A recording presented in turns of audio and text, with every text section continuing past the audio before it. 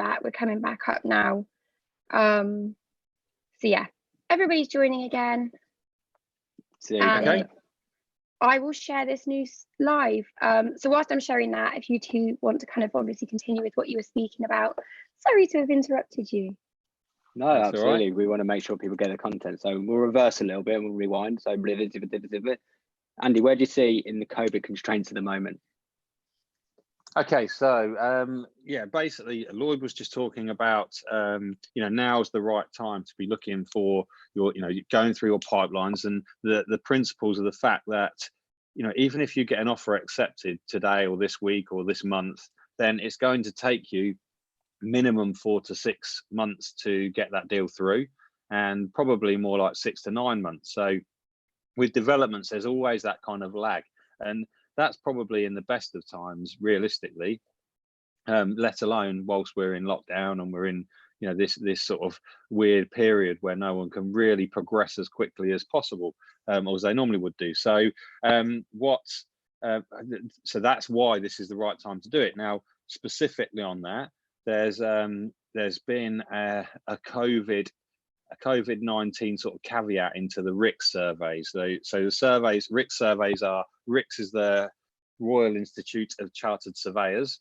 and it's the sort of governing body, if you like, for surveyors and valuers. So anyone in developments, especially anyone who's going doing big commercial sites, will be sort of RICS affiliated.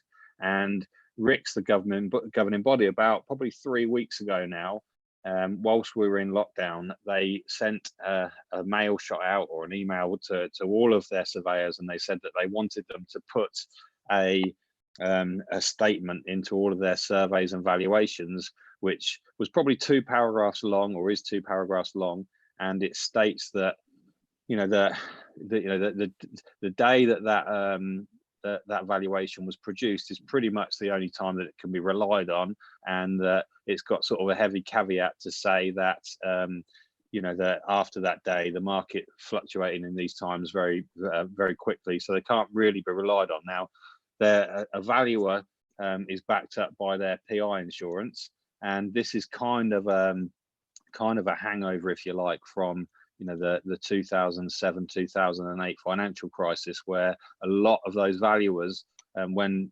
the valuations dropped quite rapidly, they got sued against their PI insurance. So ever since that, even in the climate before COVID, there was a sort of a very belt and braces backup to valuations. So it was always checked by 2 or 3 of their superiors, and it would only be released if they were very sure of the value. So hence why we cover for down valuations quite a lot, even in the market before this. With the COVID caveat on there as well, that's made that a lot stronger. And we had a sale going through, for example, which just couldn't get through because it was a pension fund that was buying it. And with that caveat on there, it just made it against their sort of processes, if you like, to be able to complete on that. And it would have put them a bit too exposed, if you like, if anything would have gone wrong in the future. So that is going to make it very difficult, especially in lockdown, to get sales through. So hence why, if you're getting offers accepted now, as we come out of lockdown, that will no doubt be reviewed and possibly lightened, if not removed. And so you're going to be 6 months before you really complete on those deals. So activity now will get you those first deals through. If you start waiting for 6 months, that's going to take you then potentially another 6 months on at the back end of it. There is still when we had the Brexit, when we were fully into Brexit, I know we're still in Brexit, it's never been resolved, but it's not really our big thing at the moment with COVID around. But there was a caveat similar to that with Brexit, but it wasn't strong enough to stop a lot of pension company funds and the specific issues that we're seeing now. So what we're hoping will happen at the end of this is that the COVID statement will be lightened to still allow those transactions to go through. That's a specific one to the sort of valuation process. But Lloyd, what else have we got actually for as COVID constraints? Yeah, I think obviously viewings, we can't do viewings at the moment, or can't. I know people are still going out there doing viewings, but I personally think we just need to stay at home and not do them at all. But with land developments, you can offer without doing a viewing, and can't remember the last time I actually went to a site to offer. The beauty of Google Maps is you can do a lot of the location searching on Google as well. But you put subject to a full site appraisal. That can include a site visit as well if you need to go and do a site visit. Obviously, lenders aren't lending at the moment on new applications. So I think with the constraints, there are positives to it as well. The fact that we're helping a lot of our students and masterminders at the moment who have had offers accepted pre-COVID, and we're just helping them just bump that down the road. And it's, I think what is good about this, I suppose, not good in a way, but everyone is in the same boat. Okay, this is not something that is unique to you. You can basically say that this is completely beyond our control. So any exclusivities they had for a certain period of time are being extended. Okay, so people are being they're being flexible and moving on and helping sort of people. So some of our students have got exclusivities running out to a certain point in May. So we're pushing them on to the end of August and helping them with that. So I think you've got to just see and move with the times as well. And this is just one of the challenges that we'll face, and it's one that no one could have predicted really. So I get the obviously the time. So what I want to move on to a bit more is more of the mindset behind current situations. How are people feeling? So if we can sort of go to mindset questions, anything you've got based on the mindset and things, how can we help you in that sense? So I'll just have a quick look in the chat and see what's coming in. So Sheila's lost YouTube. So Michael, how you started would be good to know. I'm just starting my journey, and any insight to your beginnings would be useful. So yeah, no, we can talk about that. I know a lot of people know our story, but I get there's probably a lot of new faces on here. So sort of welcome if you heard us for the first time. We started in 2014. To give you a quick kind of guide through what happened and how we started. Andy had a building company since 2007 called Red Box Developments. I was working for an LED lighting sales team, and I basically went to Andy, as he was my cousin-in-law. He was building a new house in 2012, 2013. And I basically approached him and said, look, can I design the lighting for your house? I thought it was an easy customer, being a family member. So I did the lighting for his house sort of towards the end of 2013. And it was the same time that Andy was looking into getting into property developing or property investing more. And he approached me towards sort of the end of the year, December, and just said, I've got 2 free tickets to this 3-day event.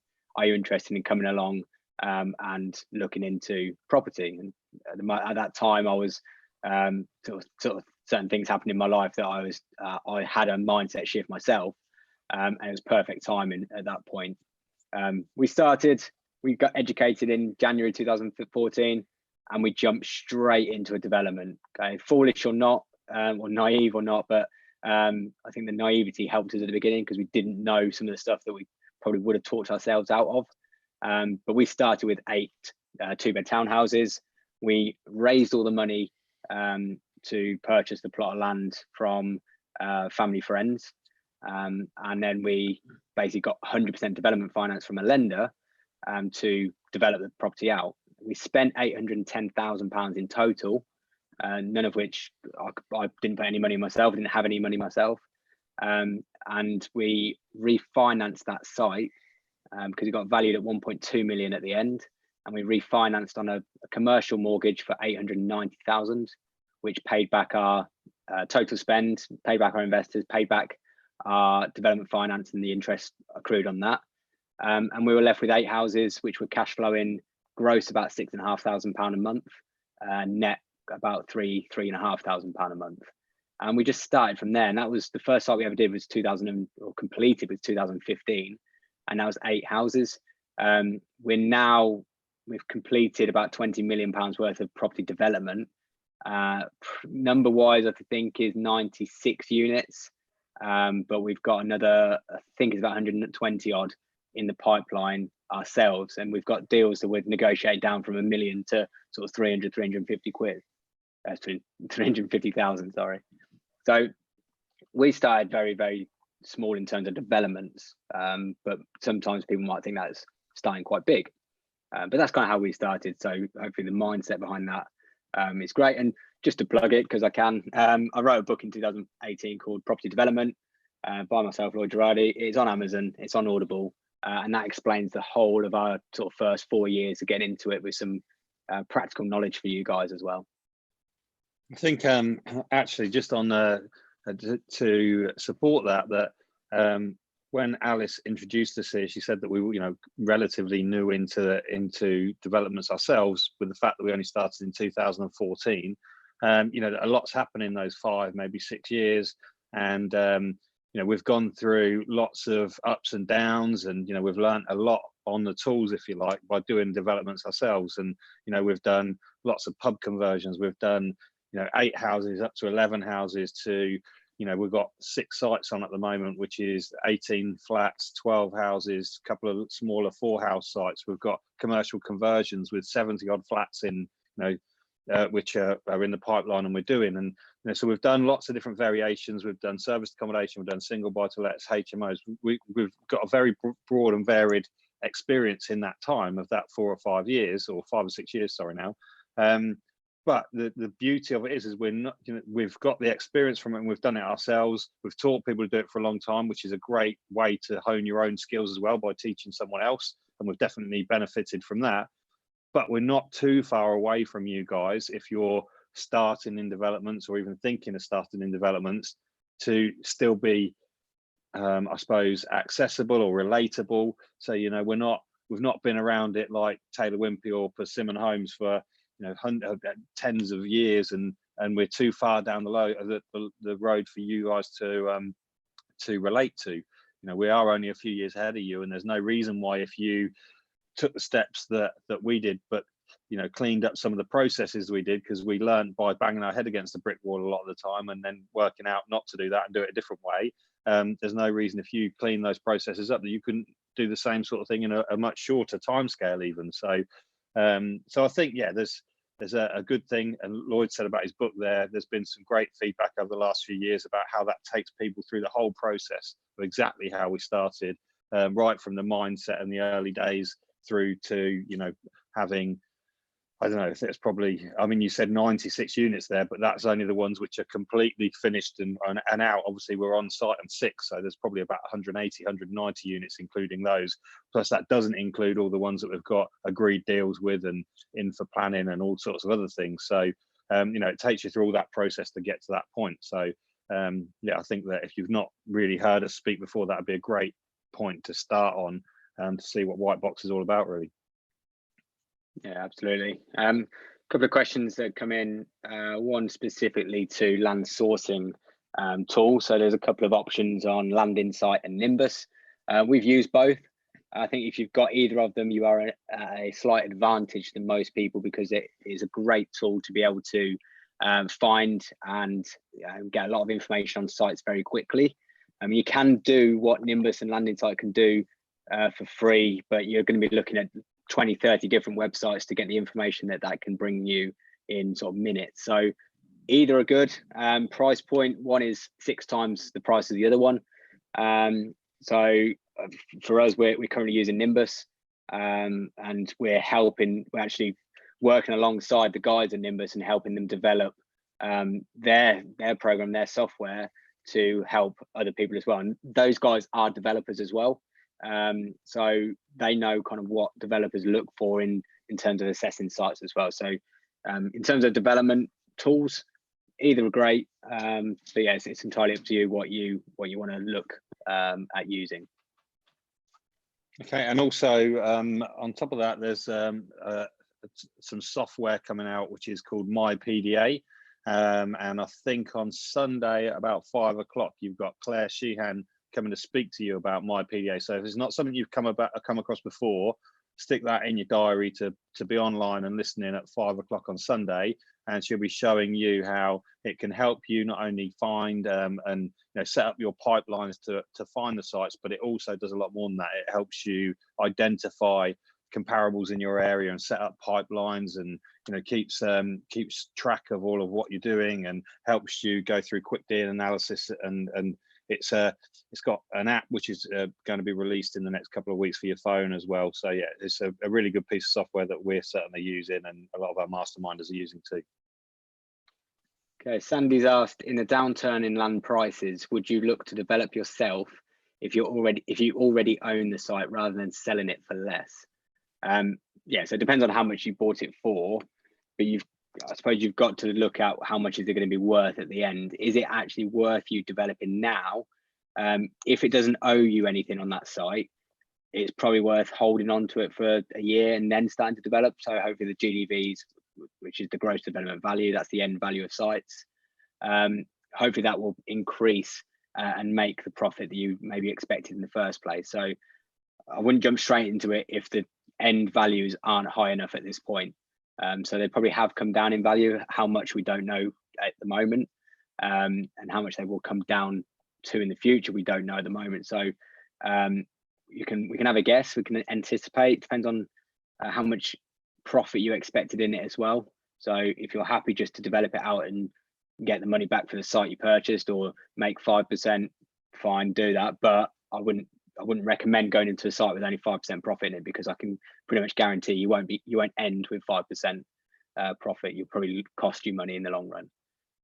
Which kind of goes on to a question that Stephen asked about, can we give specifics on how we finance the development project and any unexpected costs to watch out for? And he also said, great presentation, guys. So no, I appreciate that. I think the best one to explain, Andy, is the first one, the first deal.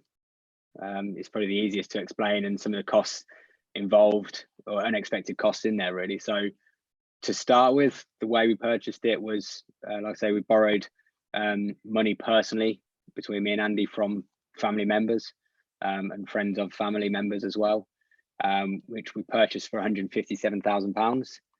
We then got 100% development finance from a company called Funding Circle, which I know a lot of people know. In 2014, they were developing for developers. Oh, sorry, but they were lending for developers. They don't do that now, unfortunately. But there are other sort of lenders out there doing development loans just like they were. So we borrowed, it's about £750,000 or so. The interest on top was about £810,000, sort of rounded up.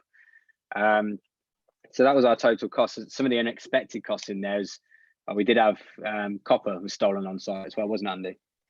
Yeah, it was. Yeah, there's a few things that, there's always going to be odd anomalies that happen on any site, little break-ins and things like that. But yeah, we had one guy came on site one day and he scratched onto the composite black doors that he was the devil man, if you remember, with a little picture of the devil, didn't he? So yeah, what can you do? The devil man visited us. But we had some cabling nicked, we had some copper piping nicked, and the odd thing like that. But that's kind of what I was saying at the start of this talk, that there's always going to be something that goes wrong in developments. We mitigate it as much as possible. We put security in, we put as many mitigations in, like I say, as possible. But the fact is something's going to happen somewhere along the line. So we try and also cost that in with contingencies. And do you remember there was a guy who came through our training course, the Property Developers Secrets, probably about 2 years after we finished that site. So that site was called St James, or Tandem Court, it was named at the end. A guy came through our training, and we were going through, we had the slides up explaining all the costs and everything like that.